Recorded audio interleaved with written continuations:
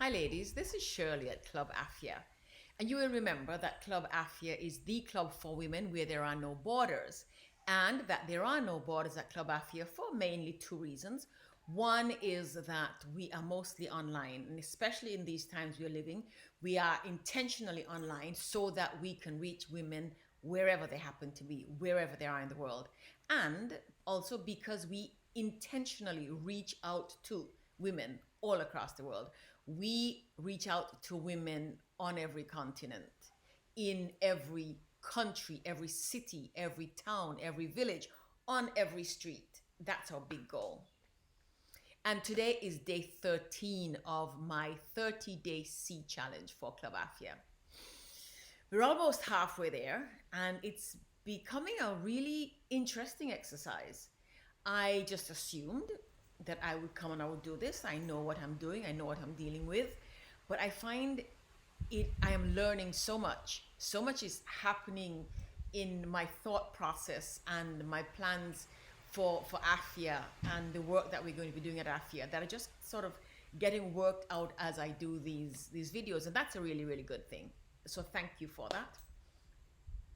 And it makes perfect sense. It kind of flows perfectly because we are talking in these days, this particular week, this 5, 6, 7 days, about women's leadership, about leadership in general, about women's leadership, about how women lead, and why women need to be in leadership positions across every sector of our societies. Now, when I talk about leadership, when we talk about leadership, the general thinking is we're talking about leadership at the top levels of government or corporations or so on. And yes, that is one level. That's one kind of leadership. But there are other kinds of leadership. There's leadership required all across every sector of our community. And there's always someone that we are leading or we can be leading, just as we easily find people that we want to follow. Yes? I remember a few years ago, I went to a meeting in Phoenix, Arizona, where I live some of the time. And it was it was a meeting of businesswomen and women at really high levels in their corporations, in their businesses that they own, NGOs and non-profit organizations and so on, service organizations, manufacturing organizations, tech companies. And so there's this room full of women, powerful women, women who are running their own businesses and so on. And we talked about leadership. And women kept asking, why do we need to say that word? Why do we need to say leader? They wanted something that seemed to them less confrontational. Partly because the world is so resistant in so many places to the idea of women's leadership, of women in leadership, women kind of calling the shots and setting the pace and setting the strategies and so on. And I found it astounding. I found it actually quite surprising because, like I said, this was a group of women who were all doing their own work. They were running their own businesses. They were leading corporations and NGOs and for-profit and non-profit leaders in government and so on. And the room generally was in agreement that we should use. We were figuring out the language for some documentation we were going to put out, and women across the room, it seemed that the general consensus was, yeah, let's not talk so much about women leaders because that would get us into trouble. So I want to clarify that we can be leaders and we ought to be leaders at every level, in our individual personal lives, in our families, with our friends, at our workplaces. It doesn't mean you have to go run for public office. It doesn't mean that you're not a leader unless you are the CEO of the company. Because every one of us has something that we can teach, we can transfer, we can transmit to somebody else to help make their lives better. And that's what leadership is about. Leadership is about being able to enroll people in something that you're doing, whether it is for their good or for your good. And of course, we are talking only about leadership in the direction of goodness, okay? So, you can be the leader of the parents who carpool. You can be the organizer of activities for that. You can be organizing petitions or fundraising drives for your school. You can be running for office. You can be attempting to get to the highest levels of your organization, your corporation, your government. Those are all levels of leadership. And they all require the same set of skills, the same set of principles. They all require the things we've been talking about all week, these last few days. They all require courage and self-knowledge and self-management and continuous growth and self-acceptance and things like that. At whatever level you're doing leadership, they require that.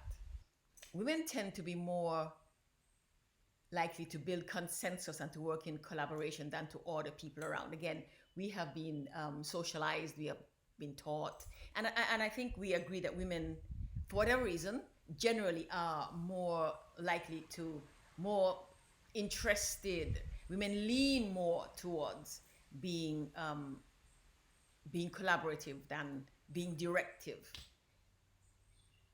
And when we are vying for these positions, there's always some lobbying going on. And even if it's, you know, the board of the organization, there's some lobbying going on. And so people are often looking for these. That's changing, and that's a very good thing. More and more, little by little, people are beginning to understand that leadership, there's a whole wide range of characteristics, of properties, of qualities, of virtues that are important to leadership, and that there are different leadership styles, all of which have some value. So if you find a way to take the good pieces from each kind and pull them together, you have closest to perfect leader. That's not possible. I went off on a tangent there. Women are often afraid of leadership for these reasons. But like I said, recently people have been reconsidering that. The evidence is showing that successful long-term leadership requires a whole different set of skills and abilities than we thought previously, and that women have those. Women are those. One of the things that becomes challenging for women when they are vying for leadership, when they are seeking leadership positions, is that so very often women are expected to behave like men, to do what the boys do. And that is thought to be, good male leaders are thought to be those leaders who can give orders, give directives, and have them followed, have people do as they are told. Military style, where you yell at people and you give them orders and you send them to do stuff. Or there are the other kinds where you just very quietly and powerfully tell them what to do and expect that they do what you tell them. Now we are finding out that is not true. That's not all there is to leadership, not by a long shot. Leadership, good long-term leadership, good solid leadership, requires some of the skills that women bring: collaboration, consensus, inclusion, rather than direction and orders. Yes?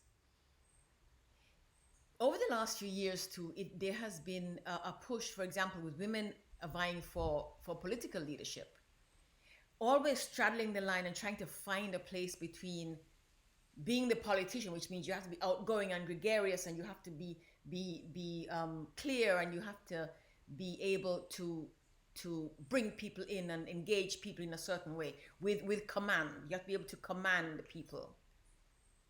And women often were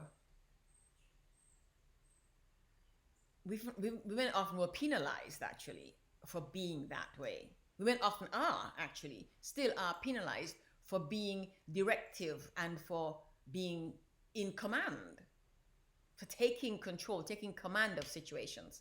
I've personally had that so many times happen to me. And women all around the world, in every sector, tell you that. And so a few years ago, it was interesting to watch, I think it was in 2016, it became really obvious in the United States, for example, when Hillary Clinton was vying for office. There's the whole pantsuit thing. We all got that. But there was a push for her and other women politicians, both in the United States and outside, to be women politicians, to be female, to act, to not try to be like the boys, to be unapologetically female in vying for office. And for some women, it paid off because people are beginning to find, like I said, people are beginning to find that leadership is about more than giving people orders and commanding people and expecting to be obeyed. Then again, the vying for leadership, the wanting to be a leader is taken to mean that the person has a certain high level of ambition. And ambition always still is very much a bad word for women. People resist the idea that women should be ambitious, or at least should be openly ambitious. We get called names when we are ambitious, when we show that we are ambitious. Again, that also, thankfully, is receding into the background. People are beginning to understand, again, slowly, and as it begins, it spreads out into the groups of women around the world. It'll become more of a thing to accept that yes, women want to be leaders. Yes, women are ambitious for leadership, and that's a good thing. There's absolutely nothing wrong with that, and so women shouldn't be penalized for it. But our social mores and our expectations of how women are supposed to behave militate against that, and so we have to be careful with those. So in our vying for leadership, we still are required to straddle the line between being a leader, being seen to be a leader, but not so much. And that's one of the things we have to work on. We have to figure out how to manage and navigate and maneuver around and through. And some of the things we're talking about at Afia are those. Some of the things that we'll be talking about is how to do this, how to deal with this, how to get through this, how not to get burnt by these normal things that are considered not so normal for women, how to straddle, how to succeed with being a leader, how to get through being a woman and being all those things that they say women are not supposed to be, like ambitious and forthright and strong and firm and in command, and doing it with a woman's sensibilities. That's the difference. Doing these things with a woman's sensibilities, which we all agree are, generally speaking, different to those of men, generally speaking. So we'll be working on these in Afia. That's part of what Afia is about. Supporting, encouraging, inspiring, teaching, sharing with women on the road to leadership. Yes? So come join us. Come join us and come grow with us. Membership in Afia is $30 a year. That's $2.50 a month. And you will get all access to all of our seminars and events, many of them online, because that's the world we're living in right now. And we're going to talk some more about leadership after the pandemic, because that's where this is leading up to. How are we going to be? What world are we going to live in? And what is going to be our contribution, both as individuals and as members of groups? And in this particular case, as members of this big, wide-ranging group that we call women. How are we going to have to be? How are we best going to be to build a world that is better than the one we had? All across the world, I hear people say, we can't come out of this and not be better. We have to find ways to be better and do better when we come through this pandemic. So we'll be talking about that. I'm looking forward to seeing you.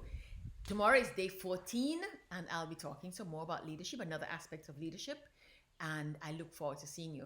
Thank you so very much for walking through this journey with me. I am really, really grateful, and I am looking forward to seeing you all along the way. And I hope that this is of value to you.